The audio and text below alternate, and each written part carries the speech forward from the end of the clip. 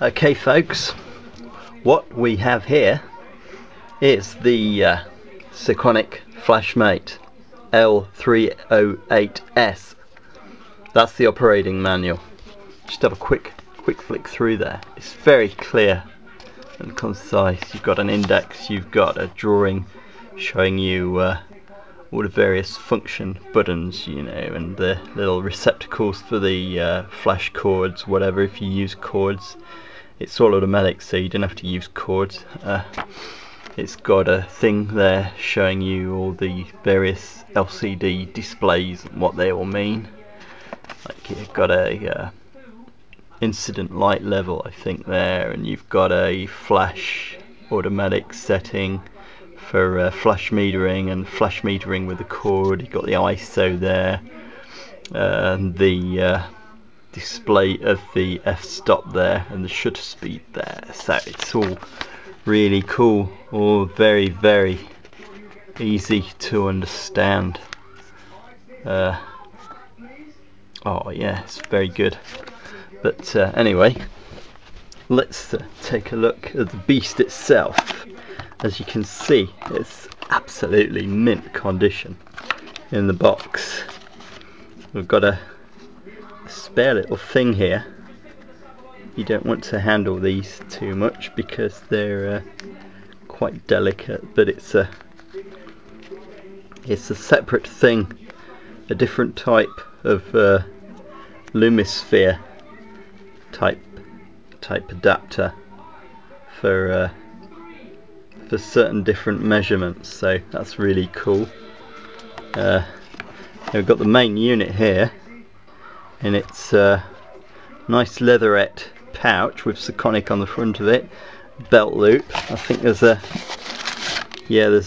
wrist strap type affair, or a neck strap in the bottom still, and it's paper plastic packet. Oh wow, fantastic. I tell you what, we've even got here, there's a little cheat card that's got all the main functions on it. All the little quick setup settings are fantastic. Beast itself, there's your Lumisphere just there. That's what measures. Usually use that, I think, when you're I used it when I was using a pair of Interfit flash guns, you know, the big studio light things, and it's quite useful. I'd get my subject to hold the meter in front of the face and set the shutter speed, then I would whack off the flash guns, and as if by magic you get the f-stop that you've got to use for a perfect exposure reading in this display here. If I just put a battery in, you'll be able to see the item working in its full glory. You just press the power button there, and as you see, at the moment it's set to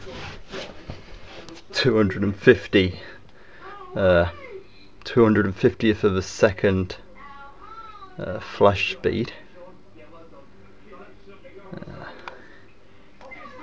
think yeah, there's up and down buttons on the side, so you can set it 125, 60, which, yeah, 125 is a pretty popular flash synchronization, although some do sync at 60. What else do we have? We've got a maze. Yeah, it's in flash mode at the moment, so I suppose we're pressing a pink button. It's in cord flash mode now. You can see, it's very difficult actually, isn't it?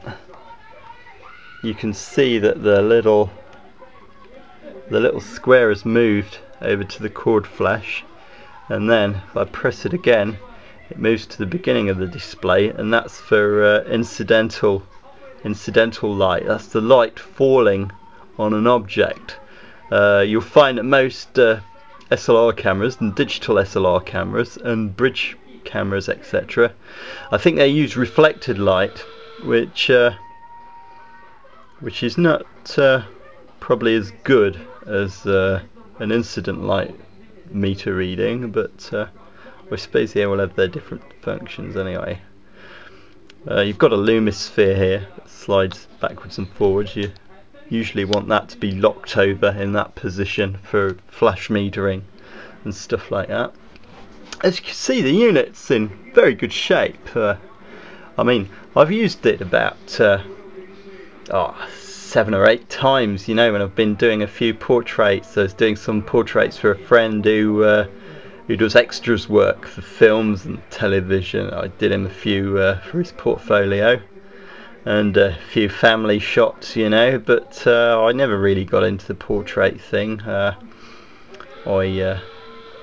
tend to shoot things like vintage bike engines and Harleys and stuff like that, and I've got rather good with the pen tool and manipulating stuff with Photoshop, and I find myself not using flash a lot. So the main reason though is I want a new signature Fender Strat for shredding on. That's a guitar for those of you who are not into music and stuff like that. I'm desperately wanting this signature guitar Strat by a favourite artist of mine. So a lot of the camera equipment, I'm afraid, is going up for sale. I'm going to leave myself with my little Ricoh GX100 because it's compact. It's got a very wide angle lens, 24mm.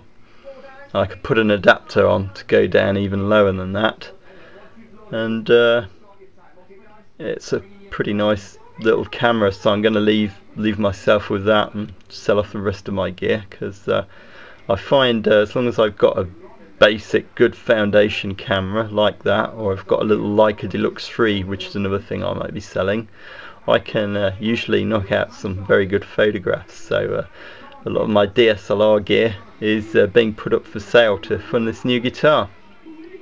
Anyway, that's the unit. It's all going to be packed up nice and secure for you should you purchase it, and thank you for watching this video. Goodbye.